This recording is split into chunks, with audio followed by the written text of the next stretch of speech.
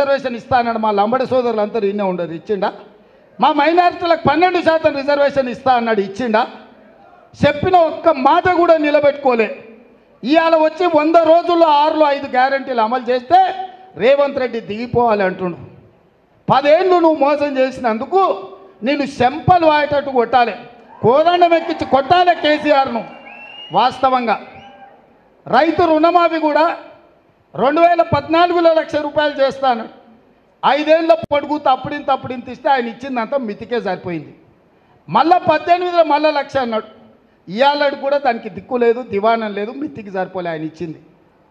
అందుకే నేను ఒక మాట చెప్పిన, నేను 2 లక్షల రుణమాఫీ చేస్తానా, ఖజానా దివాలా తీసింది, జీతాలు ఇవ్వలేని పరిస్థితి.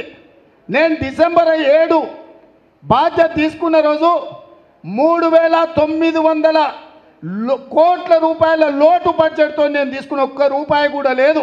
3,900 కోట్ల రూపాయలు లోటుతోటి నేను ముఖ్యమంత్రిగా బాధ్యత చేపట్టిన. ఐలాండ్ నుంచి ఈ రోజు వరకు ఈ తాగుబోతు సంసారం చేసినోడు అప్పుల పాలు సంసారం చేస్తే ఆయన చేసిన అప్పుల కింద 4 నెలల 26,000 కోట్ల రూపాయలు మిత్తి కట్టిన. నేను వచ్చినాక సన్నాసోడా లెక్కలు రా, అసెంబ్లీకి నేను లెక్కలు తీసి చూపిస్తా.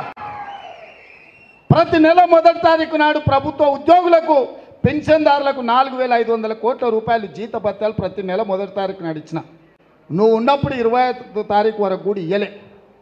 అదే కాకుండా ప్రతి ఆడబిడ్డకు ఆర్టీసీ బస్సులో ఉచితంగా ప్రయాణం ఏర్పాటు చేస్తే ఇప్పటికి 35 కోట్ల మంది ఆడబిడ్డలు బస్సుల్లో ఉచితంగా ప్రయాణం చేసిరు. రాజీవ్ ఆరోగ్యశ్రీ పథకాన్ని మొత్తం సర్వనాశనం చేస్తే ప్రతి పేదవాడికి 10 లక్షల రూపాయలు ఉచితంగా వైద్యం అందించి దాదాపుగా 200 కోట్ల రూపాయలు ఇప్పటికి ఖర్చు పెట్టిన. ఆర్టీసీ సంస్థనే మునిగిపోతుంటే ఆడబిడ్డలకు ఉచిత ప్రయాణం ఇచ్చి ప్రభుత్వం నుంచి 1,369 కోట్ల రూపాయలు ఆర్టీసీకి కట్టిన. ఇవాళ మహాలక్ష్మి పథకం కింద ఆడబిడ్డలకు 500కే సిలిండర్ ఇస్తామని ఇవాళ 40 లక్షల మంది ఆడబిడ్డలకు 500 రూపాయలకే సిలిండర్ ఇచ్చిన. 200 యూనిట్లు ప్రతి పేదవాడికి ఉచిత కరెంట్ ఇస్తామని చెప్పి దాదాపుగా 45 లక్షల ఇళ్లల్లో ఇవాళ వెలుగు నింపుతున్నాం. 0 బిల్లు ఇచ్చి ఉచితంగా కరెంట్ ఇస్తున్నాం.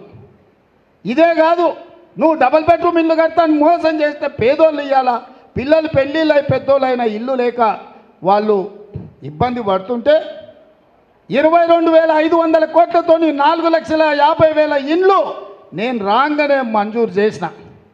ఇవన్నీ చక్కదిద్దుకుంటూ తాగుబోతానికి పెత్తనం ఇస్తే ఉన్నదంతా ఆగమాగం చేసి ఉన్న భూములు అమ్ముకొని ఊరంతా అప్పులు చేస్తే ఎట్లుంటుందో ఈ తాగుబోతు కేసీఆర్ చేతికి రాష్ట్రాన్ని ఇస్తే కూడా అప్పుల కుప్పగా చేస్తే ఒక్కొక్క సమస్యను పరిష్కరించుకుంటూ ఒక్కొక్క సమస్యను అవగాహన చేసుకుంటూ ఇవాళ ఒక మంచి పరిపాలన అందించుకుంటూ 100 రోజుల్లోనే 5